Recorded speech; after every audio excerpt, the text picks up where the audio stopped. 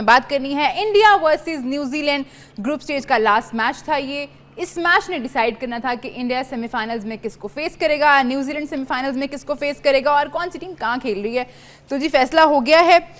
Toss जीता था New Zealand ने और बैटिंग की दावत दी थी इंडिया को। इंडिया ने पहले बैटिंग करते हुए 249 रन स्कोर किए थे। जवाब में न्यूजीलैंड की टीम ये टारगेट हासिल नहीं कर पाई है। मैच में क्या सूरत हाल रही, कैसा हुआ, इस पर हमें बात करनी है। और ये भी बता दूं कि इंडिया को अब 4 मार्च को फेस करना है ऑस्ट्रेलिया को दुबई में सेमीफाइनल्स में, और न्यूजीलैंड में साउथ अफ्रीका 5 मार्च को लाहौर में खेला जाएगा। इंजी भाई, आज जो मैच खेला गया वो लो स्कोरिंग गेम। हमें पता था कि ये ऑलवेज जो है पहले भी दो मैचेस खेले गए हैं, उसमें भी स्कोर्स इतने ज़्यादा नहीं हुए। कंडीशंस का जाहिर है इंडिया को कुछ अंदाज़ा भी ज़्यादा था, लेकिन क्या लगा आपको कि न्यूजीलैंड कहाँ बहुत पीछे रह गई या गलत हो गई? नहीं, देखिए कंडीशंस टोटली चेंज थी। वो इसलिए कि ये जो आज 4 स्पिनर खेलने हैं, ये वाली आवाज़ आज पहली दफ़ा नहीं हुई। पाकिस्तान वाले मैच में भी ये वाली आवाज़ थी कि जी 4 स्पिनर, गावस्कर ने ये चीज़ कही थी कि जी 4 स्पिनर खिला दो। तो इसका मतलब है कि जी उनके कैंप में ये वाली बात चल रही थी कि जी 4 स्पिनर्स के साथ खेल सकते हैं। और यहाँ अब एक चीज़ और भी, जिस तरह अगर साउथ अफ्रीका यहाँ से बड़ा अच्छा परफॉर्म करके जा रही है, अगर फाइनल खेलते हैं तो साउथ अफ्रीका एक स्पिनर के साथ खेल रही है, 4 फास्ट बॉलर्स के साथ खेल रही है। कम्बिनेशन टोटली डिफरेंट है कि यहाँ ये 4 स्पिनर्स के साथ खेलते हैं, वो 4 फास्ट बॉलर्स के साथ। अब एडवांटेज है। अब यहाँ जो आज न्यूजीलैंड को जो मुश्किल पेश आ रही थी ना, कि ये टर्निंग ट्रैक था और यहाँ स्पिन जो हो रहा था ना, थोड़ा सा ग्रिप करके का हो रहा था स्पिन, तो यहाँ वो उस फ्लुएंटली आप नहीं खेल सकते थे। यहाँ ऐसी पिचेस पे खेलने के लिए आपको थोड़ी सी प्रैक्टिस की ज़रूरत होती है, आपको थोड़ी सी टाइम की ज़रूरत होती है। तो वो एडजस्ट नहीं कर सके उनके बैट्समैन, वो उसी फ्लो में खेल गए अपने। जो वो लाहौर में और पिंडी वाले फ्लो था ना, उनका वही वाला फ्लो था, तो वो उनको समझ ही नहीं आई। और चक्रवर्ती ने क्या किया कि जी वो नया आया हुआ था, किसी ने उसको देख भी नहीं रखा था, उसने आते ही इनको पकड़ लिया। तो अब ये वाला एडवांटेज तो इनको है ना इंडिया को।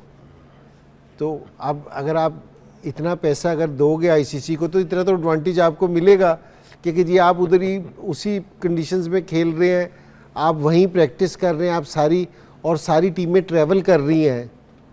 तो ये तो आपको फ़ायदा है ना इस चीज़ का। सुनील गावस्कर बहुत गुस्सा कर रहे हैं इस बात पे। जो भी ये बात कर रहा है कि इंडिया को एडवांटेज है, अगले दिन स्टेटमेंट आ रही है कि आपकी तनख्वाहें जो है ना वो हमारे रेवेन्यू से आ रही हैं। तो हाँ, हमारी तनख्वाहें वैसे उनके रेवेन्यू से नहीं आ रही, तो हमें नहीं डरना चाहिए उनकी स्टेटमेंट से। सकी भाई, आज इंडियन स्पिनर्स ने जो बॉलिंग की है, और हमें पता है ट्रैक भी ऐसा ही था, but they bowled 37.3 overs today. उन्होंने जो प्लान बनाया था, उन्होंने 40 ओवर का प्लान बनाया था। वो तो खैर पहले ही आउट हो गए सारे। तो 40 इनके थे और जो है 5 फास्ट बॉलर्स के थे, और उसमें से भी यानी एक फास्ट बॉलर था और हार्दिक पांड्या था। तो शायद अगर वो एंड तक जाता तो शामी जो है वो एंड तक चला जाता। हार्दिक पांड्या को 3-4 ओवर 2-3 ओवर के लिए रखा हुआ था। बहरहाल इंसिबा ने जो बात कही है, ये तो बहुत पहले से आवाज़ें चल रही हैं, और क्योंकि जिस कंडीशन में बैठे हुए उनको पता चल रहा है कि किस तरह की कंडीशंस हैं, और इसके ऊपर जो बेस्ट टैक्टिक्स हैं वो उसको यूटिलाइज़ कर रहे हैं और करेंगे। बहरहाल दूसरी टीमों के लिए गुड लक जी। आप जो है ना सर्च ही करते रहें कि क्या कंडीशन होगी, क्या कॉम्बिनेशन होगा। इमेजिन करें चैम्पियंस ट्रॉफ़ी के लिए जब टीमें आ रही हैं, उनको पता है हमें पाकिस्तान भी खेलना पड़ेगा, लाहौर जा सकते हैं, पिंडी जा सकते हैं, कराची जा सकते हैं, दुबई जा सकते हैं। तो 4 वेन्यूज़ के लिए उन्होंने 15 सिलेक्ट करने, उनमें से 11 सिलेक्ट करने, और इंडिया को पता है हम सिर्फ दुबई जा रहे हैं। तो वो कितना आसान हो जाएगा उनके लिए 15 सिलेक्ट करना और 15 में से 11 को सिलेक्ट करना, और फिर उसके ऊपर अपने प्लान्स बनाना, और उसमें कितनी क्लैरिटी होगी। और ये सोच ही रहे होंगे कि यार हमें प्लान्स को जो है वो ट्वीक करना पड़ेगा, फ़ौरन से पहले स्विच करना पड़ेगा। तो एडजस्ट करना, अडेप्ट करना, कोप करना, फिर एग्जीक्यूट करना, और ये सीधा ही प्लान और एग्जीक्यूशन सीधा ख़त्म, और क्या। तो बहरहाल देखें ऑस्ट्रेलिया के साथ है इनका अगला मैच। ऑस्ट्रेलियंस किस मूड से आते हैं, साइकोलॉजिकल इंडिया के ऊपर जो भी है वो ऑस्ट्रेलियन का एक दबाव होता है, रिगार्डलेस इनके अगर प्राइम प्लेयर नहीं है, बट ऑस्ट्रेलिया जो है वो डिफरेंट फ्रेम ऑफ माइंड से आएगा इनके साथ। तो ये थोड़ा बहुत सोचते हैं। आई थिंक रोहित से क्वेश्चन भी किया गया, मैं उसको ज़रा उस तरह नहीं सुन पाया क्योंकि मैच जब ख़त्म हो गया तो I was travelling, I was in A car, तो मैं नहीं सुना उसका, तो ये सवाल किया उसको। बस देखते हैं आगे कैसे प्लान करते हैं उनके खिलाफ।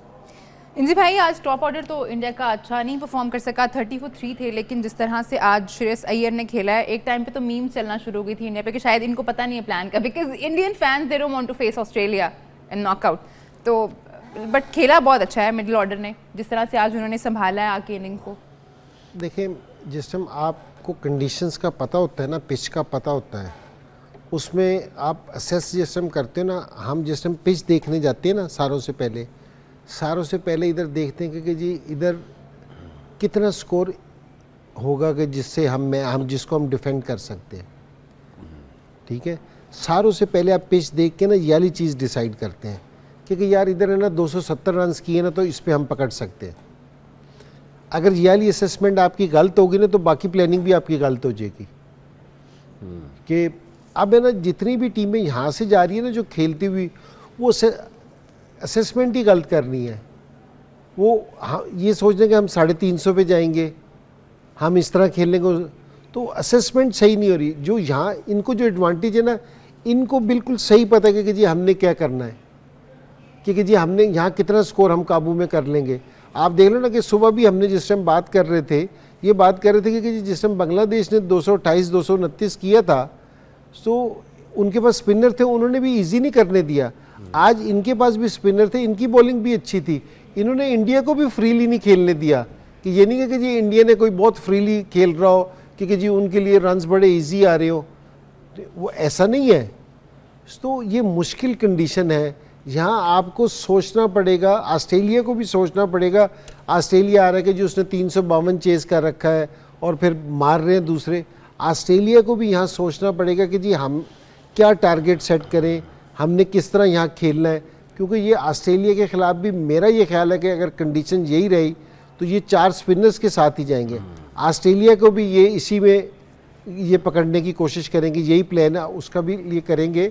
तो यहाँ स्कोर बड़ा है ना, मैं नहीं देख रहा कि जी कोई बहुत बड़ा, अनलेस के वो विकेट को कुछ बेहतर करें कोई। लेकिन मुझे नहीं लगता कि जी अगर वो 4 स्पिनर्स को देख रहे हैं तो उनको यानी इस टाइम कंडीशन सूट कर रही है, वो खेल रहे हैं, तो वो मेरे ख्याल में कंडीशन नहीं चेंज होती है, अभी वो इसी पे रहेंगे। सकी भाई, आज हमने देखा केएल राहुल को काफ़ी नीचे लेके आया। हमने सुबह डिस्कस भी किया था वो स्ट्राइक रेट वाला कि जब केएल राहुल और विराट कोहली खेलते हैं मिडिल ओवर्स तो स्ट्राइक रेट जो है वो कम रहता है, बट जब श्रेयस खेलते हैं और उनके साथ कोई और दूसरे एंड पे है तो रन रेट थोड़ा ज़्यादा रहता है। तो मुझे आपको लगता है कि शायद ये रीज़न हो सकती है केएल राहुल को नीचे लाने के, बिकॉज उनका नंबर ये नहीं है, वो 6ठे नंबर पे नहीं खेलते। जी, आई थिंक इन्होंने इसको थोड़ा सा जो है वो प्रमोट किया हुआ है। श्रेयस अय्यर और अक्षर को फॉर्म, उसकी फॉर्म भी लगी, हाँ अक्षर को भी जो है वो उन्होंने किया हुआ है, तो उसकी फॉर्म भी लगी हुई है। वो थोड़ा सा खुला खेलता है और मस्त खेलता है वो, तो आई थिंक उसको यूटिलाइज़ कर रहे हैं। और दूसरा जो है वो अपना केएल राहुल का वाकई ये नंबर नहीं है, बट देखें उनकी क्लैरिटी है। अगर किसी को भी शिफ्ट कर रहे हैं तो उनकी क्लैरिटी है, पार्ट ऑफ प्लान है कि अगर कहीं पे हमें खुला खेलना है तो ये ऊपर चला जाएगा, और कहीं पे कुछ ऐसी चीज़ है तो अभी तक किया नहीं है, बट यू नेवर नो आगे फ्यूचर में जाके, फ्यूचर क्या एक आध मैच के अंदर जाके जिस टाइम स्पिनर लगे होते हैं ना तो वो खब्बा सज्जे का ना कम्बिनेशन के साथ कर लेते हैं, कोशिश करते हैं ताकि बॉलर्स है ना सेट ना हो सके उस पोजीशन पे, तो वो ये भी कोशिश करते हैं। अक्षर पटेल का जो है वो उन्होंने ये जो किया है वो लेफ्टी राइटी का भी होता है ताकि बॉलर जो है वो कंफ्यूज रहें।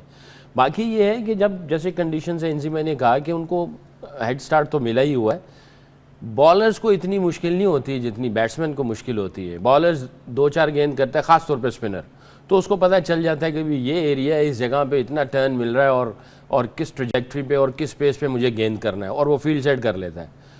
फंस जाता है बैट्समैन बेचारा।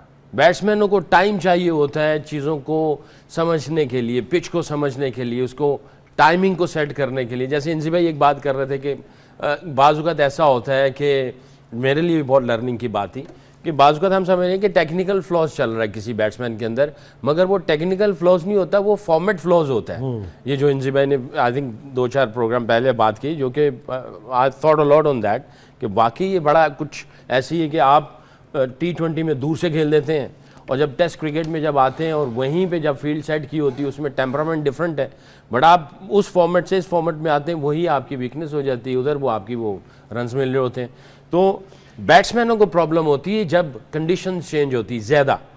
स्पिनर्स को अगर आप सब कॉन्टिनेंट में कहीं भी लेकर चले जाएंगे तो उनको इतनी प्रॉब्लम नहीं होगी, वो बहुत जल्दी एडजस्ट कर जाएंगे। बैट्समैन एडजस्ट नहीं करेंगे, जिसकी वजह से आई थिंक दूसरी टीमों को, ऑस्ट्रेलिया हो गया और दूसरी टीमों को यहाँ खेलते हुए ख़ासतौर पे दुबई में बैट्समैनों को ज़्यादा इश्यूज होंगे इन टर्म्स ऑफ स्पिनर्स या बॉलर्स को।